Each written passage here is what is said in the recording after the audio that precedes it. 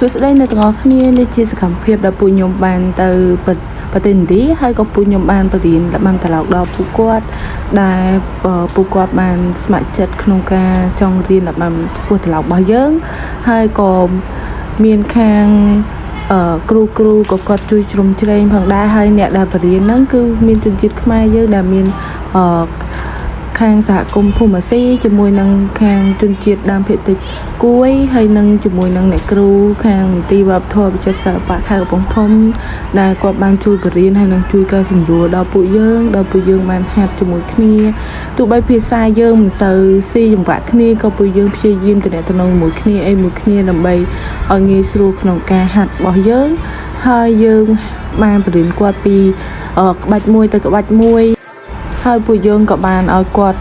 ហាត់សមជាមួយភ្លេងដើម្បីឲ្យពួកគាត់បានងាយយល់ងាយឆាប់ស្រួលណាមួយងាយស្រួលដល់យើងបរិញ្ញាទាំងគាត់ហើយក៏ងាយស្រួលទាំងគាត់រៀនខ្លួនឯងផងដែរ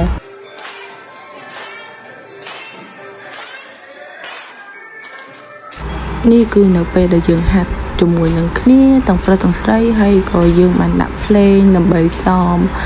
ពួកយើងបានចាស់ពីក្បាច់ទាំងអស់ហើយប៉ុន្តែគាត់ទៅពួកគាត់រមអត់ទាន់ស្ទាត់អញ្ចឹងយើងត្រូវ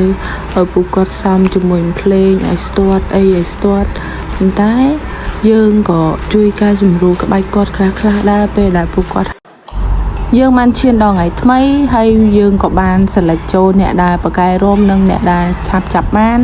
ដើម្បីយើងកែសម្រួលក្បាច់គាត់ឲ្យត្រឹមត្រូវបានល្អនិងបញ្យល់គាត់ពី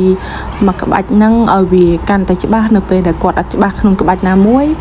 ដោយសារយើងចិត្តដល់ថ្ងៃឡើងឆាកអញ្ចឹងយើងត្រូវតែប្រវឹកពួកគាត់ឲ្យកាន់តែច្បាស់ឲ្យកាន់តែខ្លាំង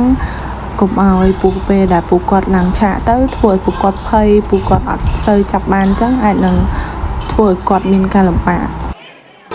យើងចូលមកដល់ពេលដែលពួកគាត់ឡើងសម្ដែងដោយសារយើងអាចបានជូនខោអាវពីខ្មែរឲ្យពួកគាត់អញ្ចឹងពួកយើងបានឲ្យគាត់រកខោអាវខាងជនជាតិគាត់ដើម្បីយកមកច្នៃឡើងឆាកណាមួយខោអាវពួកគាត់ក៏ឃើញស្អាតអញ្ចឹង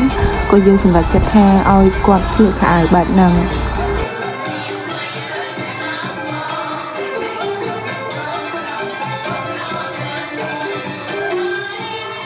អរគុណអ្នកទាំងអស់គ្នាដែលបានទស្សនាវីដេអូនេះដល់ចប់បាយបាយ